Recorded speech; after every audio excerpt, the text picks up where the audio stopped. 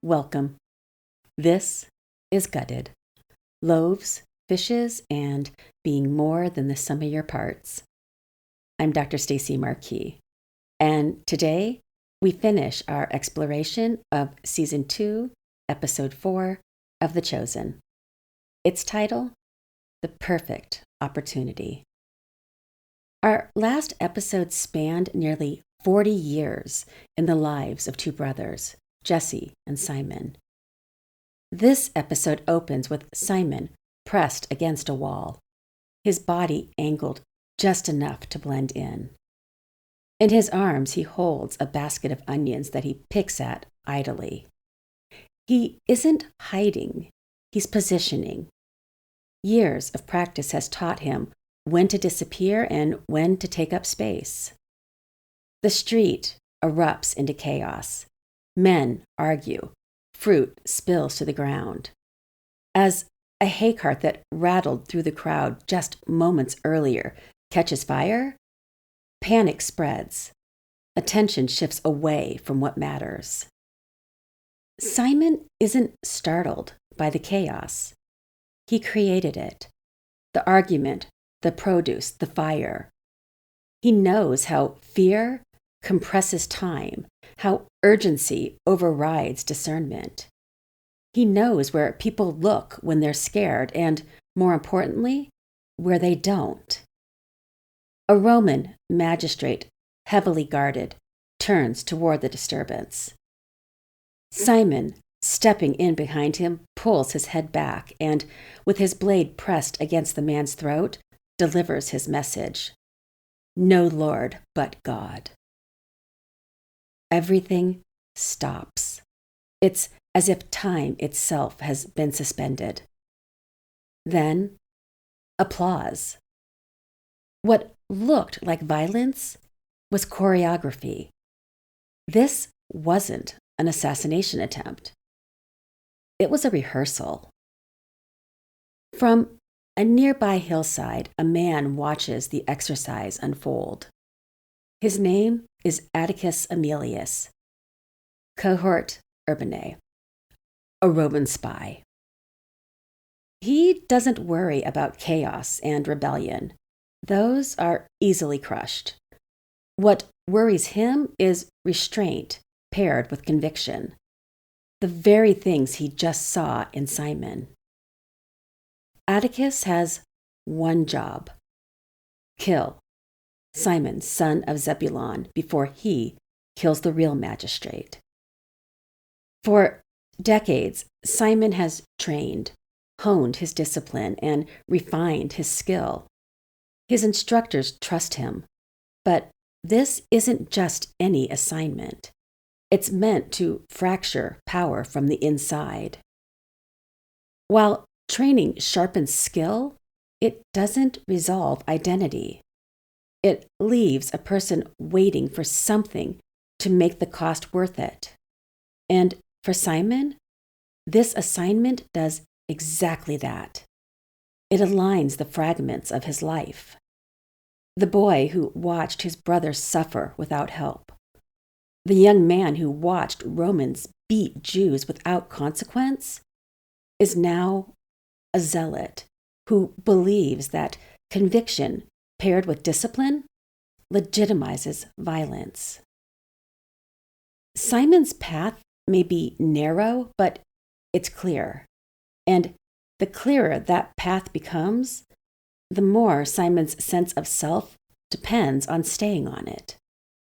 What begins as direction develops into identity. And once that happens, the mission itself can't be questioned without it feeling like betrayal of the cause. The scene transitions to an area just outside Jerusalem, where the group builds their temporary shelter for the Feast of Tabernacles. Its purpose is to remind them of instability. But Nathaniel's design is solid, balanced, because in his mind, temporary doesn't mean careless. Mary and Mother Mary sit nearby, weaving foliage for shade. Mary mentions that this is actually her first time in Jerusalem. The group begins a conversation about the inherited dynamics of faith.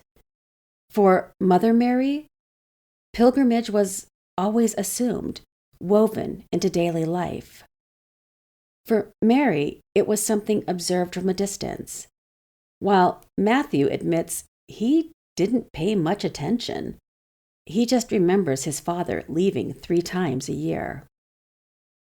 Each one of them arrived with a different relationship to tradition.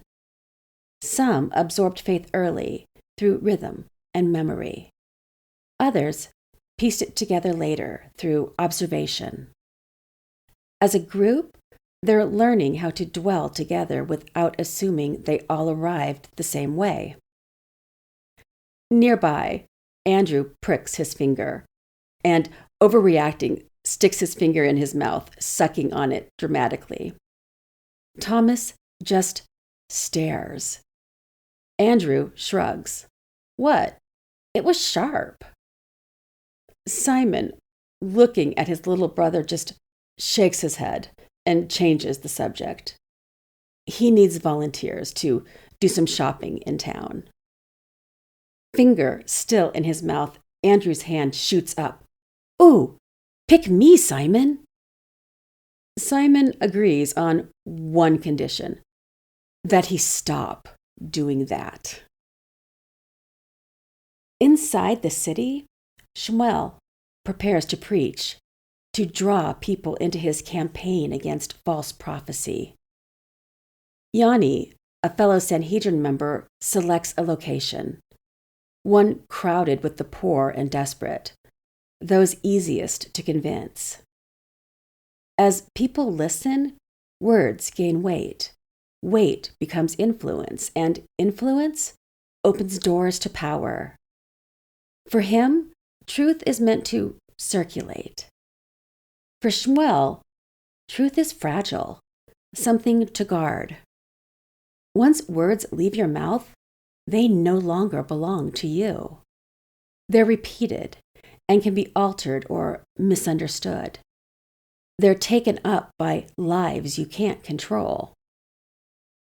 Shmuel doesn't fear disagreement. He fears distortion.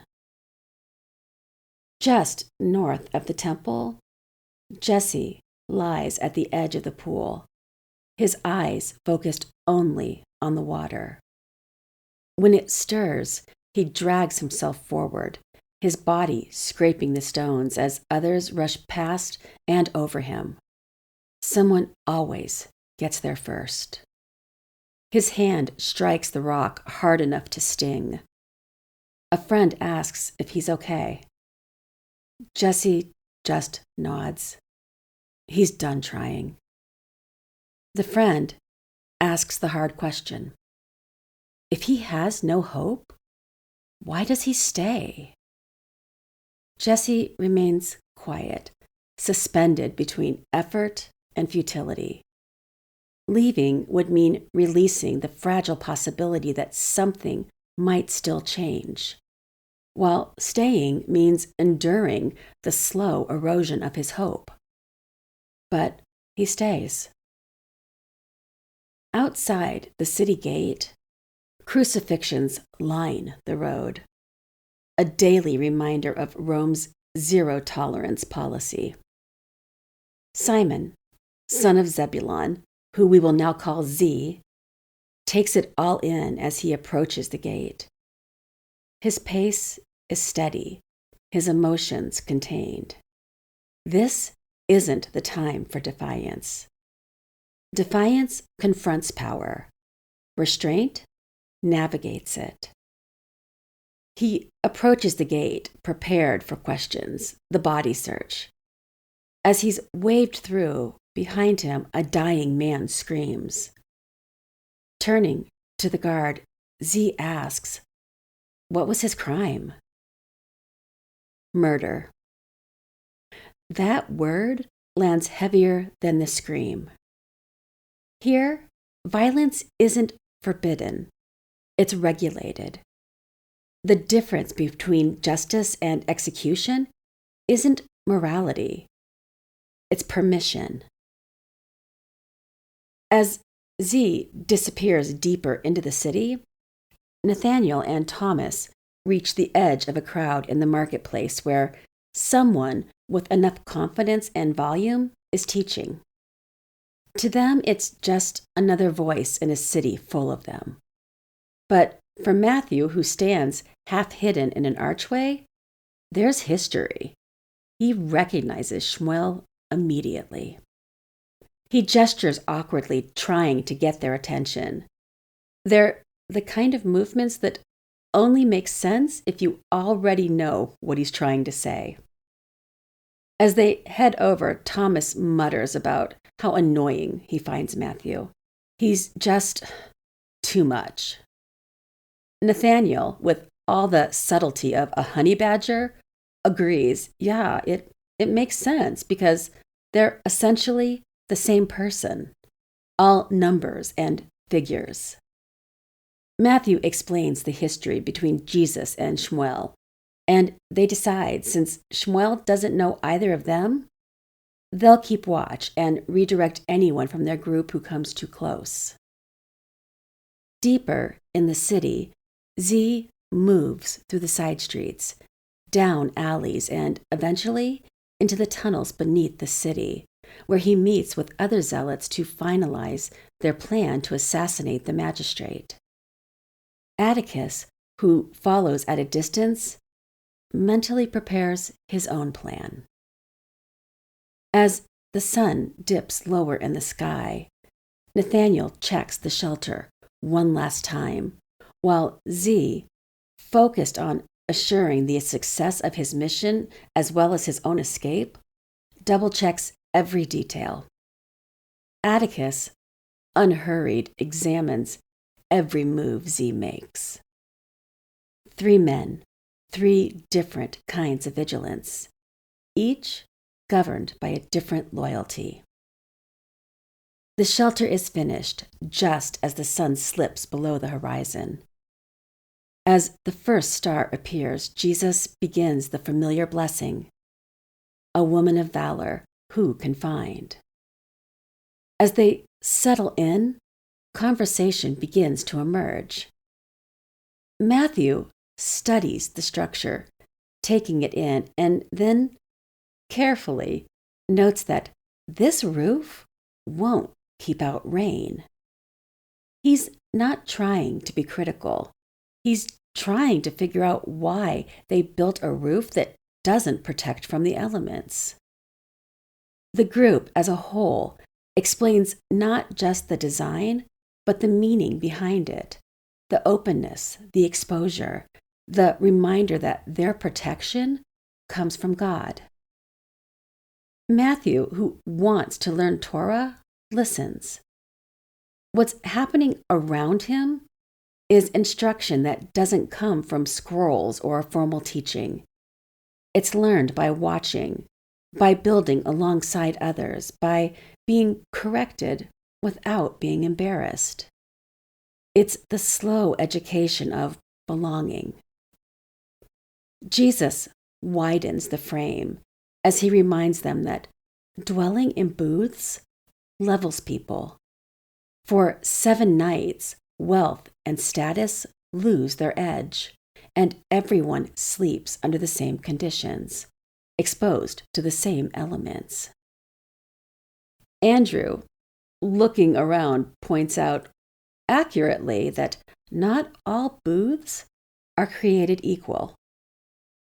Jesus smiles, then turning to Nathaniel says what is already evident. This booth itself is an act of worship. Nathaniel, with a small nod, takes it in. He's finally doing what he was meant to do, creating a space that draws people to God. As the meal winds down, Big James raises a question. It's about a passage from Zechariah. It describes a future where the nations who once attacked them return to Jerusalem, not as enemies, but as worshippers. Babylonians, Assyrians, Romans, Jews, and Gentiles all gathered at the same table for the Feast of Tabernacles. Big James is really asking two questions. First, can that future really happen? And second, if it can, what would have to happen to bring it about? The table goes quiet. Thomas looks genuinely startled. Simon doesn't remember ever hearing those words. So Andrew, the dutiful little brother, fills in the gap, reminding him that that passage is read every year at this feast. He just doesn't pay attention. Simon shrugs. After a while, the passages just all blur together. That's the nature of tradition. It's like something stored in the basement of the family home. You know it's there, and you're glad it is, but you don't pull it out, dust it off, and really look at it. It gets carried along by habit more than examined for meaning, until someone asks the question out loud that forces it into the open for consideration. Big James is asking the question out loud, but it isn't just theoretical. He's asking if sharing this celebration with their enemies would imply forgiveness without reckoning. Would all they've been through as a people be lost? Jesus' answer is direct. Something would have to change. John, who's fiercely protective of their heritage, gestures to the shelter around them. How could any of this mean anything to people who never wandered through the desert, never experienced the same losses? Jesus doesn't engage in debate. He simply says that everyone has wandered through the wilderness at some point. The wilderness isn't owned by one people or one story. It's part of being human. Matthew, who's been quietly calculating, speaks. If all the nations came to Jerusalem as it stands now, the space couldn't hold everyone. He stops short, saying, he'll spare them the math. Philip leans in and praises him for reading the room. Jesus addresses the question beneath the math. It won't be Jerusalem as they know it now. Andrew shakes his head. It all just sounds impossible. Mother Mary smiles, saying she knows a thing or two about prophecies that sound impossible. Jesus looks around the table. Anyone else have questions? After dinner, as Jesus sits by the fire, Simon and John approach to tell him about Shmuel, about the teaching, the warnings. They expect concern, but what they get is interest. Jesus decides he'll go into Jerusalem the next day. There's someone there he wants to speak with. He invites them to come along, then almost as an aside adds, they should bring Matthew. It'll be good for him. Simon and John, their resignation obvious, exchange a look. Fine. The next morning, Z stands on the temple steps as a portion of Zephaniah is read aloud. The same words he wrote to Jesse 25 years earlier. I will save the lame. I will gather the outcast. As he leaves the temple, he drifts toward the outer wall, where he looks down on those being crucified. He knows that, if caught, this fate may also be his. As that reality sits heavy in his chest, he realizes he can't face that possibility without seeing his brother.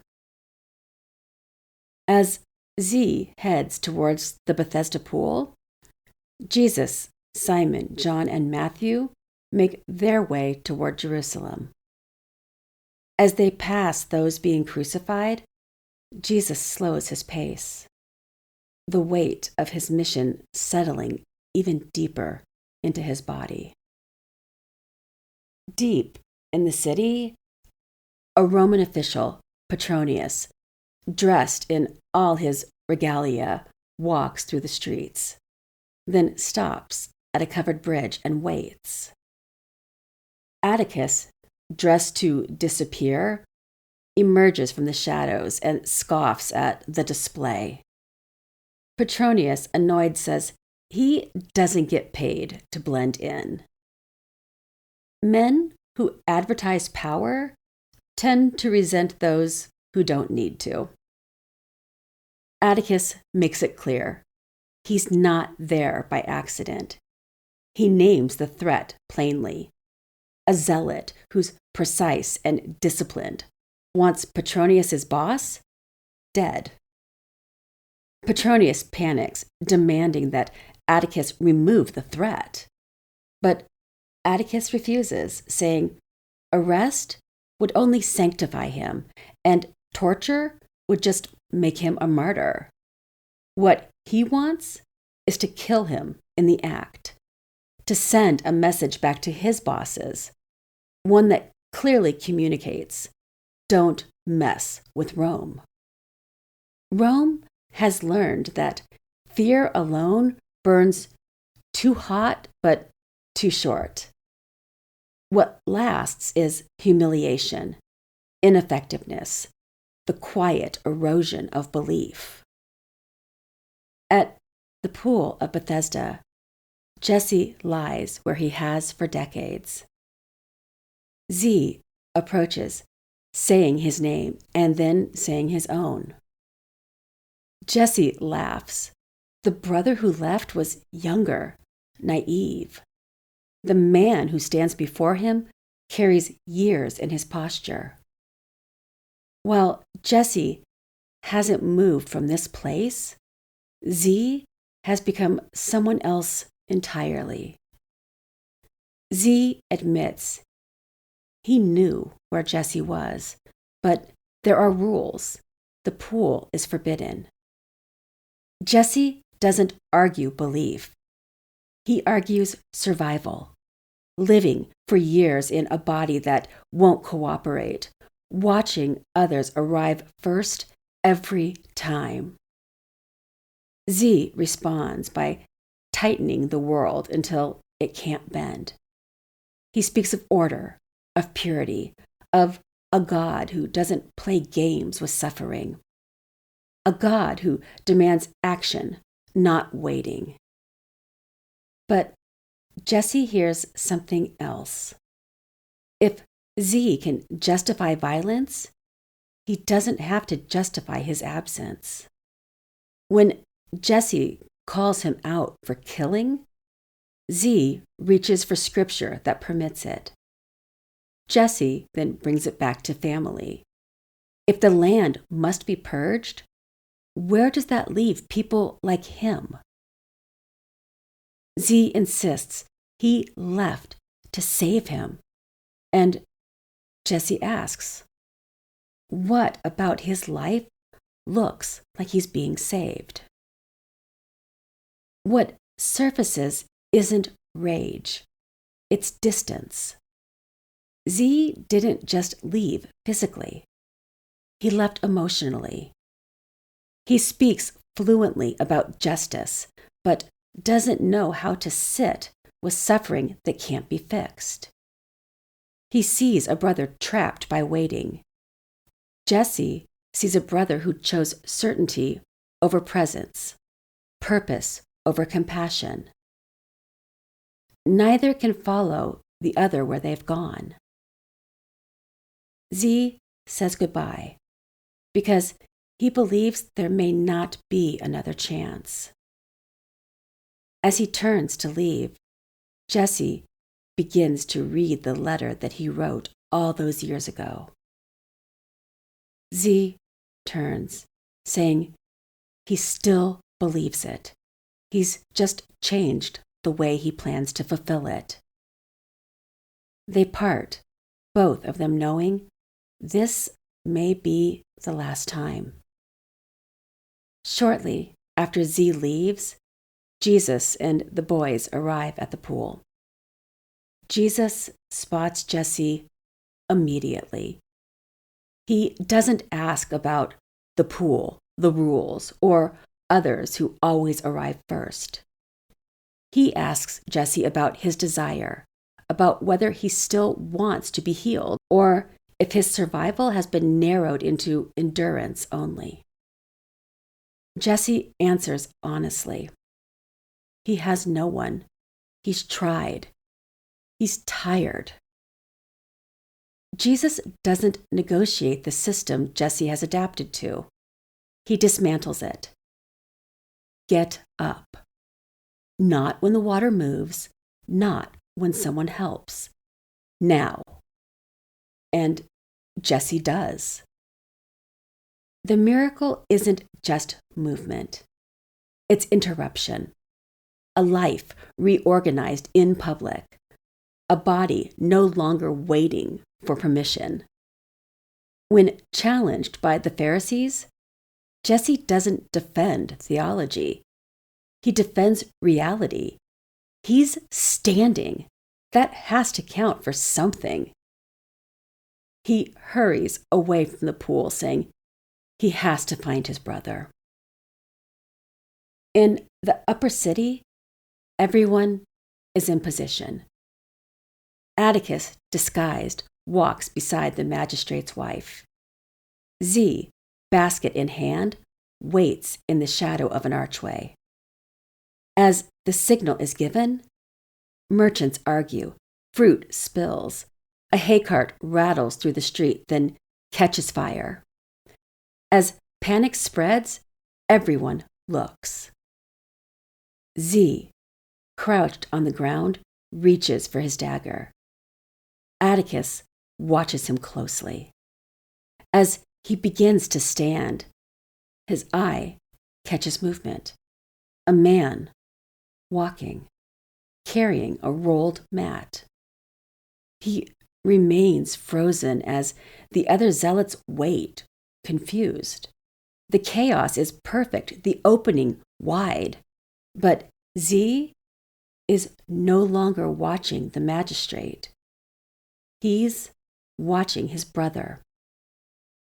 Jesse moves down the street like someone just learning to trust ground beneath his feet. Each step both a miracle and a choice. Reaching the end of the street, he turns and, seeing Z, begins to laugh. He drops his mat and begins to dance. Z, who has never seen his brother with legs that move, rushes to embrace him. The other zealots scatter, the story dying before it can ever be told. A few steps away, Atticus watches, unsure how to frame what he just witnessed. Meanwhile, Yanni runs to Shmuel, eager to report what just happened. And outside the city walls, Jesus and the guys head back to the shelter, energized by what just happened. As they walk, Matthew asks Jesus, "Why heal on Shabbat? It was going to end in 30 minutes. Jesus, a smile on his face, says, "Sometimes you have to stir up the water." Back inside the city, the brothers' reunion is brief. Jesse points toward the outer wall, assuming that's the direction Jesus went.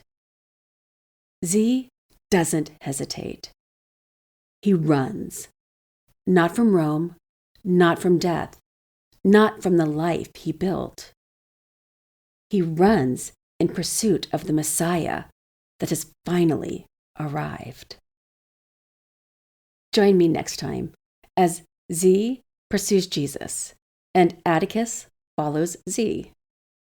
Jesse, newly healed and much to the dismay of the Pharisees, struggles to stand still, and the group receives a visit from John the Baptizer, who shares his plan to confront Herod. This is Gutted: Loaves, Fishes, and Being More Than the Sum of Your Parts.